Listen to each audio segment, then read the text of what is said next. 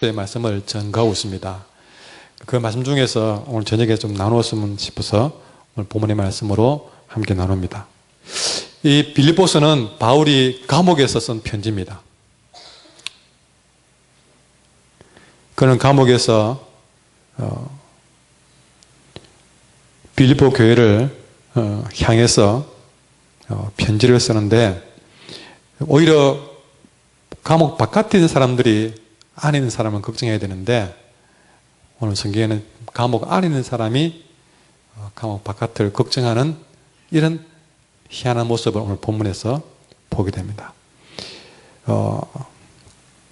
사실은 빌립보 교회는 감옥에 갇힌 바울을 걱정했습니다. 얼마나 걱정을 많이 했는지요. 여러분, 지금처럼 감옥, 지금도 안 좋겠지만 예전에 감옥은 도무지 사람이 살 곳이 못 됐습니다. 그리고 바울은 지금 감옥에 들어가면 살아서 나올지 죽어서 나올지도 모르는 그런 상황입니다. 그러니 바울이 얼마나 걱정을 했겠습니까? 빌립보 교회가 바울을 얼마나 걱정했겠습니까? 그런데 바울은 그런 빌립보 교회를 오히려 걱정하면서 12절에 형제들아, 내가 당한 일이 도리어 복음 전파에 진전이 된 줄 너희가 알기를 원한다. 걱정하지 마라 그러시죠. 오히려 내가 당한 일이 복음 전하는 일에 더 큰 도움이 되니까 걱정하지 마 하고 이야기한 것이죠. 우리가 이걸 보면서 질문해 보게 됩니다. 어떻게 복음 전하다가 감옥에 갇힌 일이 도리어 복음 전하는데 도움을 줄 수 있느냐? 감옥에 갇히면 복음 전파에 오히려 매임이 되고 힘든 일이 아닌가? 그런데 바울은 복음 전파에 도움이 된다고 얘기합니다. 그러면 우리는 오늘 이 시간에 감옥에 갇힌 그 매임이 어째서 복음 전파에 도움이 되는지 우리는 바울에게 꼭 한번 물어봐야 되겠습니다. 왜 그것이 복음 전파에 도움이 되느냐? 우리에게 좀 설명해 주십시오. 이것이 오늘 말씀의 주 목적입니다. 분명히 말하지만 감옥에 갇힌 일은 우리 인간적으로는 절대 도움이 될 수 없습니다. 정말 감옥에 안 가고 싶은 삶을 사는 것이 우리의 목적이잖아요. 그런데 감옥에 갔다. 지금도 어려운데 예전에는 정말 인간적으로는 좋은 일이 될 수 없습니다. 그런데 바울이 이 사건을 이렇게 좋은 일로 받아들일 수 있는 이유가 무엇이냐 것이죠. 여러분, 그 이유는 바울이 매사에 긍정적인 사람이어서 그렇습는 게 아닙니다. 바울은 근본적으로 매우 부정적인 사람이었습니다. 그래서 처음 예수 믿기 전에는요, 얼마나 빼딱했든지 자기 앞에 스테판이라는 사람이 돌에 맞아 죽어도 끄떡도 안 하던 니 잘 죽는다, 그런 사람이었습니다. 굉장히 인생이 부정적인 사람이었어요. 그런 사람이 어찌 이렇게 자기가 그런 큰 고통을 당하면서도 그것을 그렇게 좋게 볼 수 있느냐는 것이죠. 내가 당한 일이 좋은 일이다. 왜 그럴 수 있느냐? 여러분, 바울의 성격 가지고서는 그건 도움이 답이 안 옵니다. 그러면 바울이 아니라면 그 답은 하나님 편에 있습니다. 다시 말해서 바울은 자기가 당한 일을, 아까 뭐라 했습니까? 내가 당한 일이 복음 전파에 진전이 있다. 내가 당한 일이 편하고 좋다, 그게 아니었습니다. 그건 자기 입장이죠. 그런데 내가 당한 일이 복음 전파에 진전이 된다. 거기서 답이 나오잖아요.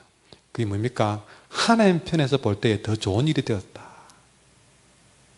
여러분, 내 입장에서 볼 때는 사건이지만 하나님 편에서 볼 때는 여러분 놀라운 기적일 수 있다는 사실이죠.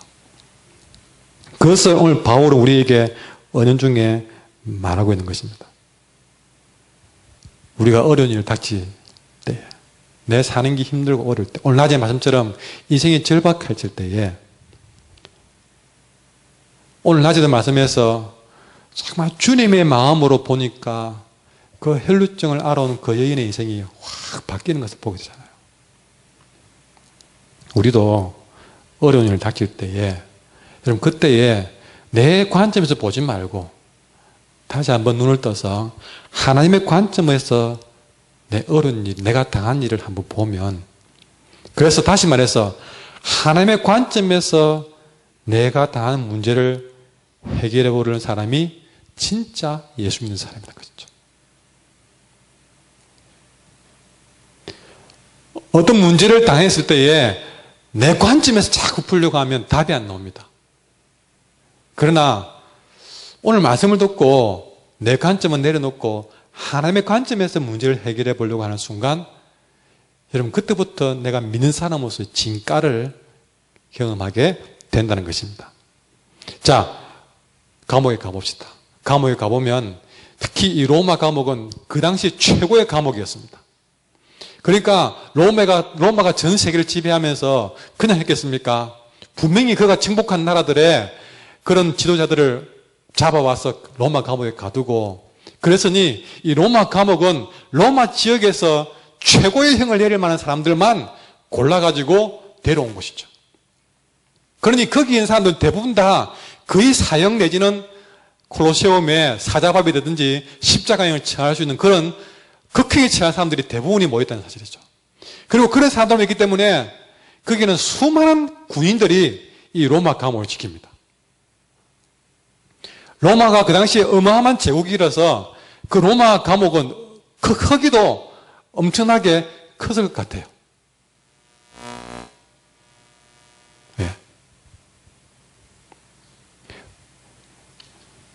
어떤 분은 말하기로 한 9천 명가량이 시위대 군대로 특수부대가 그 감옥을 지켰다고 그렇게 얘기를 하기도 합니다.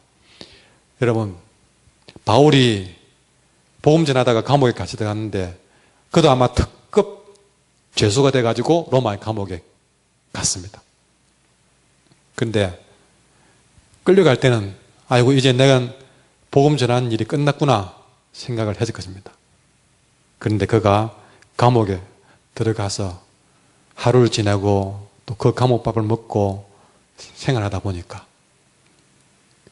그 절망의 마음이 점점 새롭게 바뀌면서, 야, 하나님의 뜻이 여기 있었구나.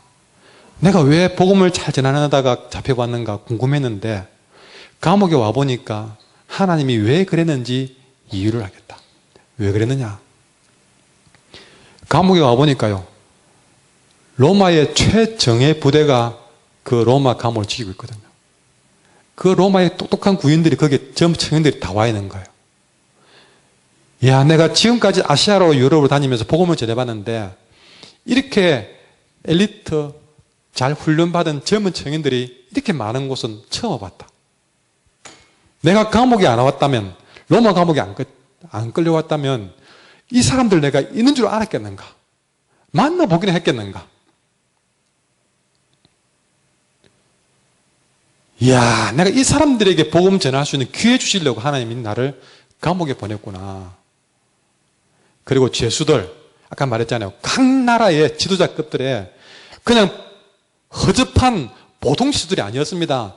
정말 각기 지역에서, 저 사람은 유대에서, 저 사람은 아프리카에서, 저 사람은 저 영국에서, 각 지역에서, 벨기에에서, 스페인에서, 어디서 다들 정말 그 나라에 가면 뭔가 할 만한 사람들, 그런 사람들이 와서 나라를 빼앗겠다는 이유 때문에 이 로마 감옥에 와서 있는데, 말을 해보니까 이 사람들이 보통 사람들이 아니거든요.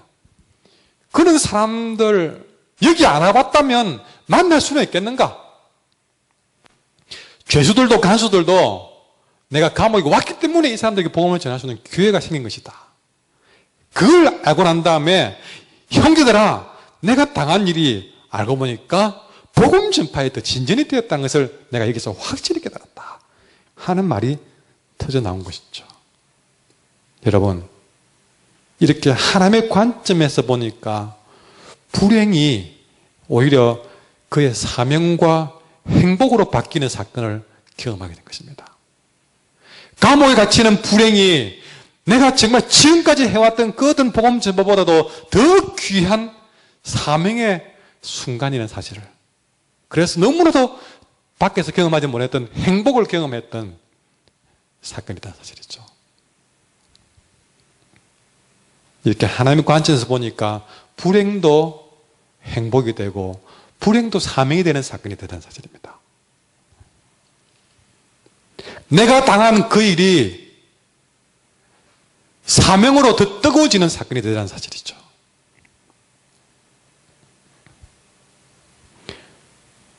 창세기에 가보면 억울하게 형들에게 버림받고 애굽의 노예로 팔렸던 요셉, 뭔가 일이 풀리듯 하다가 막히고 풀리듯 하다가 막혔던 그런 세월을 20, 30대의 청춘 시절에 그렇게 보냈습니다. 이렇게 하다가 죽겠다 싶을 정도였습니다. 심지어 말도 안 되는 억울한 누명을 쓰고 옥살이까지 했던 요셉입니다. 근데 여러분, 그런 요셉의 행적을 보면 그 어떤 순간에도 낙심을 하지 않아요. 왜 그랬을까? 그 요셉 역시도 그 순간순간 여러분, 그 요셉이 하나님의 관점에서 자기의 당한 일을 보았기 때문에 형들에게 죽을 뻔했다가 살아나는 것도 하나님의 관점에서 보다 보니까 나중에 형들을 용서하지 않습니까? 억울한 누명으로 옥살이 하더라도 하나님의 관점에서 극복해 가니까 오히려 그 사건이 나중에는 애굽의 총리가 되는 사건으로 바뀐 것을 보았지 않습니까? 요셉 역시도 하나님의 관점에서 인생을 생각했기 때문에 낙심하지 않고 그 모든 순간순간의 파도를 넘어가고 오히려 더 인생의 진전의 기회로 발판으로 삼는 사람이 되더라는 것입니다. 근데 여러분, 우리가 내 관점에서 보면요, 내가 당한 일이 다 저주예요.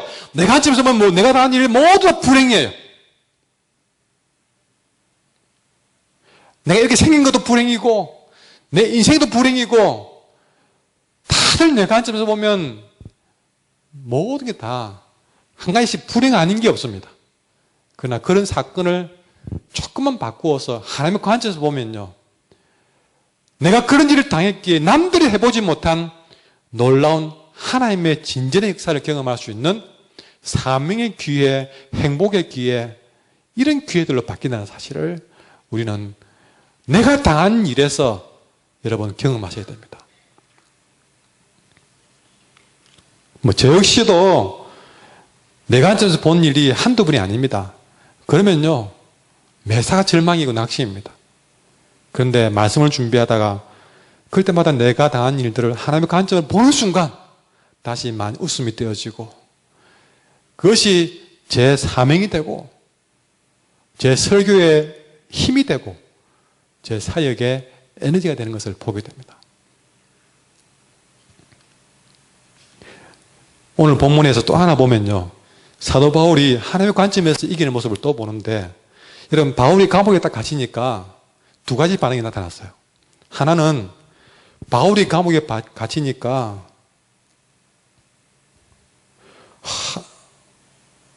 어떤 성도들은 우리 바울이 선생님이 복음 전하다가 감옥에 갇혔다, 바울이 저렇게 주님이 살다가 감옥에 갇히는데 내가 이렇게 편하게 살아서 되겠는가?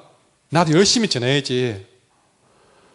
도전받고 정말 바울이 못하는 일을 내가 해야 되겠다는 마음으로, 그렇게 바울 대신에 내가 나가겠다는 마음으로 많은 사람들이 다시, 가만히 있던 사람들이 막 바울의 빈자리를 채우면서 복음을 전하기 시작했습니다.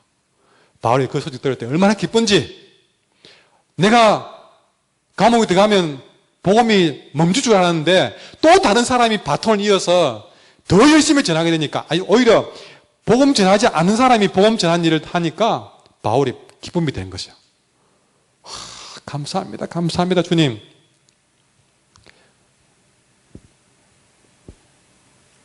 여러분, 혹시나 제가 약해서 못하면 우리 방청들이, 목사님 좀 불편할 때 우리가 나서서 교회를 지키자.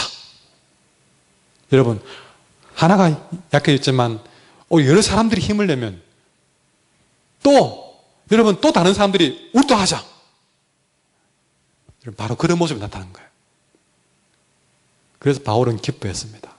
그래, 하나님, 이런 중에도 이렇게 하나님 위로하시는군요. 또 하나는요, 바울이 전도를 잘하고 인기를 얻으니까 다른 사람들이 어디 잘하는 거 한번 보자. 괜히 바울이 잘하는 게 믿고 시기심으로 질투했던 사람들이 있었습니다. 늘 그래서 바울이 하는 일마다 태클을 걸고 우리 또 하는데 그러고 맨날 입이 툭 튀어나와서 불만 가진 사람이었어요. 그런데 바울이 감옥에 갇혔어요. 그러니까 됐다. 바울이 없는 사이에 우리가 잃어버린 인기를 되찾자. 그러면서 또 이 바울과 경쟁심으로 심지어는 바울에게 괴로움을 더 주려고, 예를 들어서 바울이 감옥에 갇혔을 때에 영영 죽겠지. 이제 우리가 이제는 전도의 왕이 될 거야. 그러면서 바울을 괴롭히고 싶은 마음으로 열심을 내는 사람이 있었습니다. 근데 여러분, 바울이 저거 봐라, 저것밖에 안 된다 그랬을까요? 아니요. 허허 웃으면서 좋은 동기든 나쁜 동기든 간에 어떤 사람은 바울 대신 우리가 하자, 좋은 동기로 하는 거, 그래서 복음이 전파되고, 어떤 사람은 바울이 없을 때 우리가 한번 인기를 얻자, 나쁜 동기가 분명합니다. 그래도 나쁜 동기로 했던 좋은 동기로 했던 어쨌든 복음이 전파되니까 나는 좋다. 바울의 참모들은 화가 났지만 바울은 화내지 마라. 그때는 화내지 마라. 어쨌든 예수님이 전파되는 게 좋은 건 아니냐. 이런 모습을 보게 됩니다. 여러분, 바울은 자기를 반대하는 파가 갇혀 있는 바울을 괴롭히는 목적으로 하는 행동까지도 기뻐한다고 했습니다. 이유는 뭐지요? 어쨌든 복음이 전파되니까. 이건 역시도 하나님의 관점에서 보니까 나를 괴롭히는 사람도 도움이 된다는 식으로 해석이 되는 거예요. 여러분, 복음 전파하는 일에 있어서 시기 질투는 있을 수 없습니다. 그런데 복음 전파하는 일에도 서로 시기하고 질투합니다. 좀 더 잘 전한다고 시기하고 질투합니다. 그게 사람이 사는 세계예요. 그러나 여러분, 그건 사람의 관점입니다. 그러나 하나님의 관점에서 보면 여러분, 오늘 바울처럼 그저 누가 하든 간에 주님이 영광 받고 복음만 전파된다면 기뻐하고 감사하는 마음, 이거는 바로 하나님의 관점을 가진 사람만이 누릴 수 있는 축복입니다. 사람의 관점으로서 보는 사람은 절대 그 마음 모릅니다. 그 사람은 맨날 시기심으로 그 마음은 지옥 같은 삶을 보낼 거예요. 복음을 전하면서도 그 마음은 시기심으로 가득 차기 때문에 맨날 마음이 삐뚤어져가지고 그 사람 마음은 복음을 전하고 사랑을 많으면서도 그 마음은 지옥일 겁니다. 그건 도와줄 수가 없어요. 그러나 하나님의 관점에서 보는 사람은요, 그런 갈등을 일으키는 사람을 봐도 그 마음은 지옥이 안 됩니다. 바로 보십시오. 자기를 괴롭히려고 하는 사람이 있어도 그 마음 때문에 평안을 뺏기지 않고 천국을 뺏기지 않습니다. 오히려 기뻐합니다. 더 기뻐합니다. 더 기뻐요. 하나님의 관점에서 보면요, 여러분이 괴롭힘을 당해도 천국을 뺏기지 않습니다. 그것이 오늘 바울이 우리에게 보여주는 것이죠. 그러니 우리가 하나님의 관점으로 살아가면요, 우리 사람들과 싸울 일도 없습니다. 기도하게 되면 하나님 이런 마음을 지키십시오. 맞습니다. 내 관점에서 살지 않고 하나님의 관점에서 살아서 나를 괴롭히는 사람이 있어도 하나님 천국을 빼앗기지 않는 그런 믿음 달라고 기도하되, 우리는 자꾸만 내 관점에서 내가 기준이 되니까 문제가 생기는 겁니다. 주님 일을 하면서 기쁨이 없는 겁니다. 저 그리스 신화에 예관집 주인 프로크루스테스라는 이야기가 나옵니다. 이 프로크루스테스는요, 예관을 하나 지어놓고, 자, 예관에 손님이 찾아옵니다. 손님이 올 때 손님을 침대에 눕힙니다. 이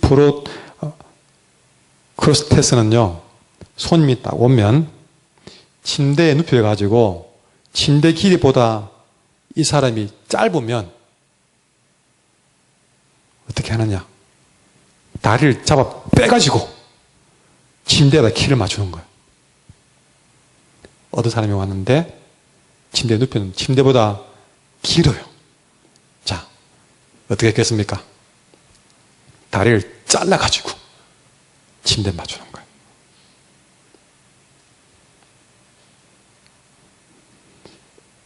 침대에 맞추어서 짧으면 빼빼고 길면 잘라버린 겁니다. 기준이 어디에 있습니까? 사람입니까? 침대입니까? 침대. 우리도 내가 침대처럼 내가 기준이 되어 있으면요. 모든 걸 이 크로스 테스트처럼 내 기준에서 여러분 내 아내를 보고 내 기준에서 길면 뭐 할까요? 단박에 잘라버린 거예요. 짧으면 뽑았으라도 내게 맞추려고 하는 거예요. 내 중심에서. 크로스 테스트 기준. 내 기준이면 여러분 그렇게 남의 다리 자르고 남의 다리 빼면서 길면 길다고 짧으면 짧다고 어느 순간도 그 마음은 천국이 될 수가 없는 거예요. 내 기준에서 보면 모든 게 다 그냥 불편하고 원망입니다. 불편 원망이에요. 우리는 내 기준이 아니라 하나님의 기준이 되도록 기도하셔야 됩니다. 그래야만이 내 마음에 천국이 임합니다. 예배를 드리면서 신앙생활 하면서 표정이 한 번은 죄송하지만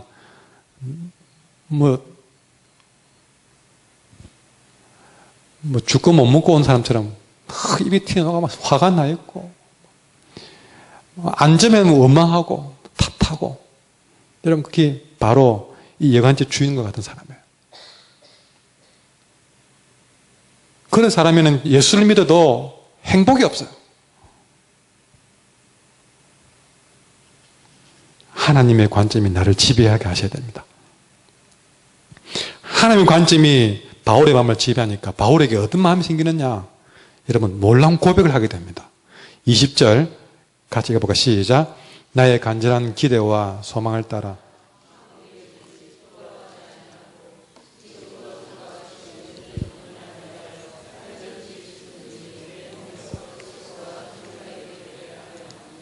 아멘. 바울이 하나님의 관점에서 살다 보니까 그런 관점에서 얻는 새로운 가치가 하나 생겼어요. 그게 뭐냐면 내가 어떤 일을 당하든지 내 삶을 통해서 예수님이 존귀하게 되기를 바라는 삶으로 바뀐 것입니다. 내 관점을 가진 사람은 절대 그런 소망을 못 가져요. 그런데 이제 바울의 기대와 소망은 뭐냐? 내 삶을 통해서 예수님이 존귀하게 되게 하는 삶을 살아야 되겠다. 어느 정도냐? 살아도 예수님이 존귀하게 되고 죽어도 예수님이 존귀하게 되는 인생으로 살게 되는 그런 삶이 된 것이죠. 여기서 여러분 그리스도가 존귀하게 된다는 말은 여러분 예수님이 존귀하게 된다. 이 존귀하다는 단어를 어떻게 해석했느냐? 확대한다는 뜻으로 해석이 가능하다는 것이죠. 그러니까 다시 말해서 그리스도가 존귀하게 그리스도가 확대된다는 것이죠. 여러분 확대된다. 이게 뭐냐면 여러분 우리 어릴 때 학교 가면 현미경을 읽는 깨구리 잡아놓고 현미경을 들 때지 않습니까? 돋보기를 되지 않습니까? 자, 그 현미경은 우리가 육안으로 볼 수 없는 것을 돋보기나 현미경을 댐으로써 확대해서 보게 됩니다. 눈에는 안 보이는데 확대해 본 현미경을 보니까 병균이 보이는 거예요. 뭡니까? 내가 당한 일이 여러분 바울은 내가 무슨 일을 당하든 간에 살든지 죽든지 간에 내 몸에서 그리스도가 존귀가 된다. 내가 어떤 일을 당하든 간에 내 몸에서 예수님이 보이지 않는 예수님이 확대해서 보여지고 드러나고 증거되기를 원한다는 것이죠. 예수님이 종기게 되는 것은 내 삶을 통해서 세상 사람들이 나를 통해서 내가 현미경이 돼가지고 그냥 보면 예수님이 안 보이는데 내 삶을 통해서 보면 확대돼가지고 예수님이 보이는 거예요. 야, 네가 사는 걸 보니까 예수님이 보인다. 그것이 바로 내 삶을 통해서 그리스도가 존귀하게 되는 거예요. 여러분을 가지고 예수님 높입니다. 그게 되는 게 아닙니다. 그리 되는 게 아니에요. 나중에 여러분 말로 가작가작 한 사람이 여러분 A라는 교인이 있고 B라는 교인이 한 사람을 전도했습니다. 한 사람을 두고 A라는 사람이 전도하고 B라는 사람이 전도해. A라는 사람은 맨날 볼 때마다 네 교회 가자 맨날 그러는 거예요. 근데 그 사람이 교회 볼 때 몇 번 얘기도 안 가는 거예요. 그런데요, 똑같은 교회 다니는 사람인데 B라는 사람은요, 이 사람이 지발로 가가지고 야, 나 니 따라 교회 가면 안 될까? 니 왜 그러는데? 나 니를 보니까 내가 교회 가고 싶어졌다. 그것이 그리스도를 존귀케 하는 일이라는 것이죠. 네가 사는 거 보니까 예수님이 어떤 분인지 궁금해졌고 보인다는 것이죠.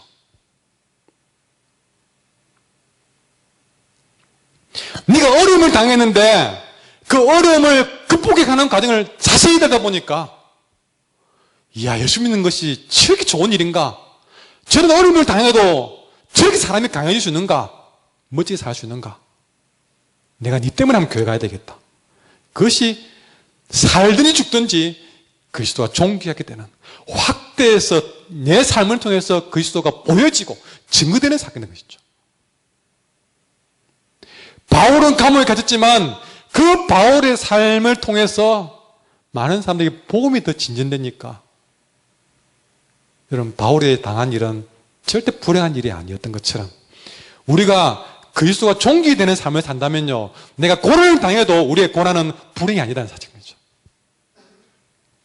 그러나 내가 그리스도를 존귀하게 만들지 못하고 내 삶을 통해서 그리스도를 존귀하게 되는, 드러나는 삶이 못 된다면요, 우리가 아무리 다니면서 말로 교회 가자 말해도 올해 네가 말하는 예수는 안 믿겠다고 그렇게 생각하게 만든다면 우리는 그리스도를 존귀하게 만드는 인생이 아니란 것입니다. 내가 아무리 살아있어도 그거는 그리스도를 존귀하게 만드는 일이 아니란 것입니다. 누구는 죽었어도 그리스도를 존귀하게 만들고 죽었어도 주님을 더 확대해야 되는 삶이 있는가 하면 살았어도 그리스도를 존귀하게 하지 못하고 욕되게 만드는 사람이 있더라는 사실이죠. 내가 복음 전하는 일로 자랑하지 마시고 내가 한마디 안 해도 그 사람의 삶을 봤을 때 내가 교회 나오고 싶어서 못 견딜 만큼 우리는 살든지 죽든지 그리스도 존귀케 하는 삶을 살아야 된다. 그것만 되어진다면요, 우리는 사는 것도 유익이요 죽는 것까지도 내 인생에 유익이 되는 삶이 된다는 사실입니다. 여러분, 바울은 감옥에 갇히는 것조차 그리스도를 존귀케 만드는 인생이었습니다.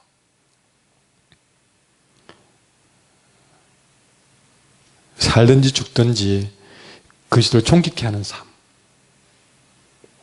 우리 생각할 때에 내가 살아야만이 주님을 존귀케 한다고 생각했지만 아니었습니다. 우리는 죽을수도 그리스도를 존귀케 해서 그리스도를 보여주시는 삶을 살 수 있다는 사실이죠. 우리는 자꾸만 내 좋은 편만 택하는, 왜 그랬을까요? 내 관점에서 신앙생활하기 때문에 그렇습니다.